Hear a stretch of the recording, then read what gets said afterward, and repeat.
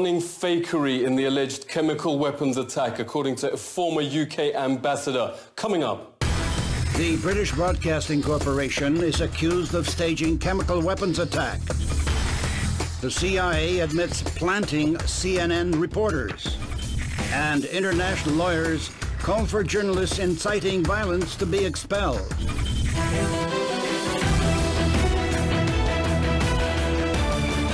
August 2013, and NATO leaders can't get the public on side for the imminent bombing of Syria. Suddenly, the BBC says it was filming a small rural hospital, and a game-changing atrocity happens right there, the moment they were filming. We were filming the doctors working at this hospital when victims of an incendiary bomb attack on a school playground started pouring in. Absolute chaos and carnage here. It must be some sort of napalm. But a highly skeptical public stayed hostile to military intervention. Exactly 1 month later, the leaders are trying to pin a chemical weapons attack on Syria without success. The BBC airs exactly the same footage but digitally alters the word napalm for, quote, chemical weapons, hoping no one will notice. Absolute chaos and carnage here. It must be some sort of chemical weapon. Not only did folks notice, but it unleashed a massive public investigation, which made some extremely disturbing findings. This is the total fabrication. From beginning to end of an atrocity with BBC reporter Ian Pannell standing amidst a tableau of very bad actors. This is completely beyond the pale. This audio analysis by media investigator Robin Upton shows both versions are identical and from the same speech. The BBC then digitally altered the words from napalm to chemical weapon, the exact justification NATO was finding difficult to prove. That game-changing allegation was made by 2 doctors that had travelled with the BBC, who claimed the number of sudden casualties is, quote, overwhelming. What kind of doctor, notes media investigator Robert Stewart, gives interviews when she is surrounded by supposedly seriously burned and dying teenagers? Get anyone who isn't a patient out of here. When a nurse does finally start to help, her order to get anyone who isn't a patient out of here doesn't apply to the cameramen. Even worse, notes Stewart, is the bizarre acting which starts when the man in the centre gives the sign. What do you need to see? We're just human beings. We want to live, you know? Isn't it our right to live? Dr. Roller, on whose sole claim the BBC sends napalm chemical weapons allegations around the world, is actually the daughter of Syrian rebel Musa al-Qadi. The parallel to the Gulf War and nurse Naira is stunning. Congressman said the nurse's tearful testimony that Iraqis were killing children swung their vote in favour of war. Took the incubators and left the children to die on the cold floor.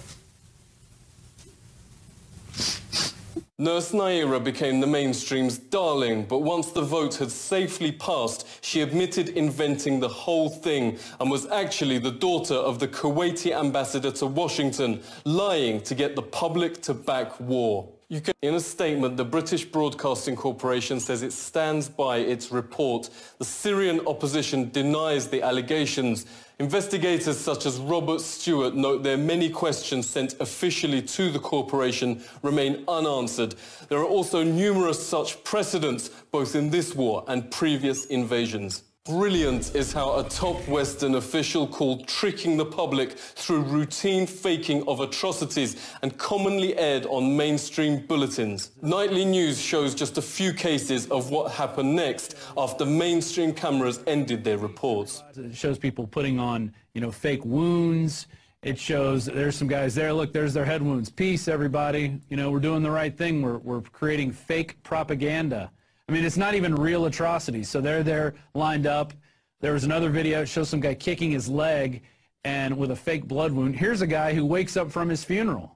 Watch this. They're reading. Oh, there. Oh, wait. There. Oh, he's awake. He's not even really dead. And so, I mean, this is just crazy what goes on. There was another video that was shot of a supposed massacre, and it cuts. You don't see the whole thing. When you go to the Al Jazeera footage, it shows real quick clips of a guy kicking his leg, and he's got blood coming out, which turned out to be fake blood.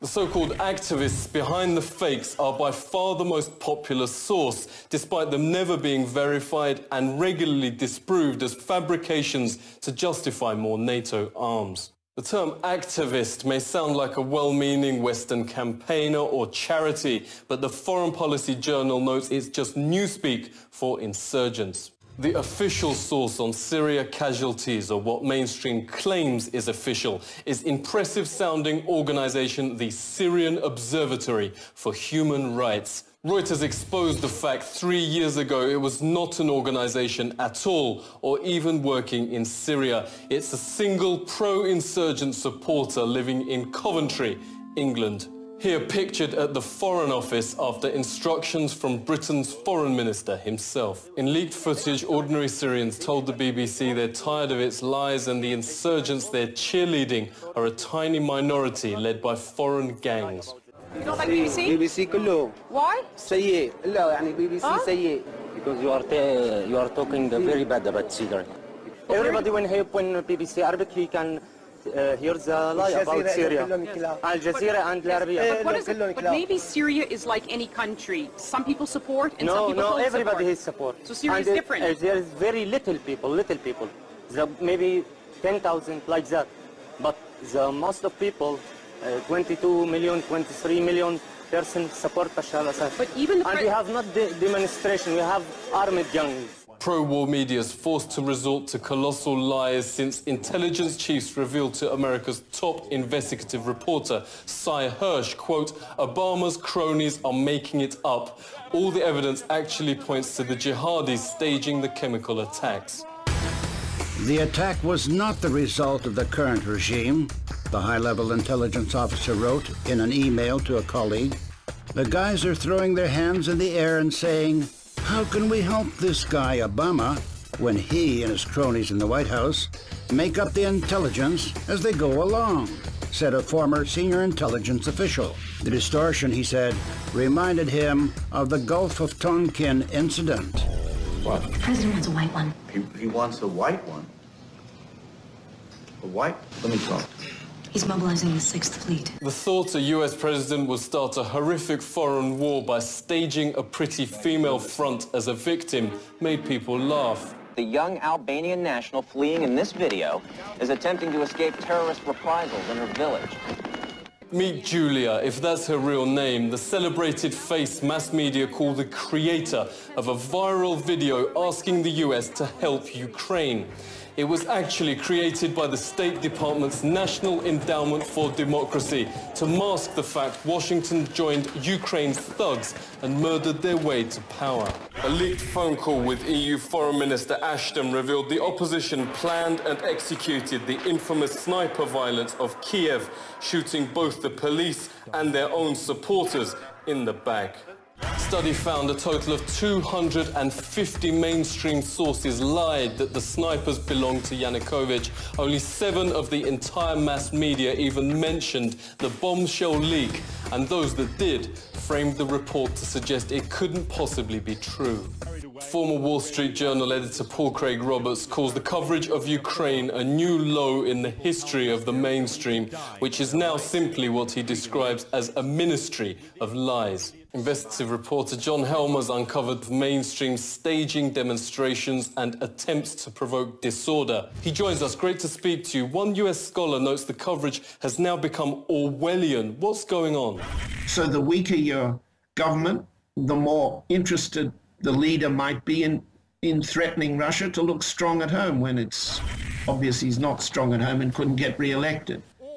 That's particularly true, let's say, of the French president or the Prime Minister Cameron at the moment. And arguably, President Obama is not only a lame duck, but having great difficulty in putting together a winning coalition for the Democratic Party's next candidate for president. When you've got weak political leaders, you need to look stronger than you are in public opinion in the media. So there's this process of misleading and disinforming.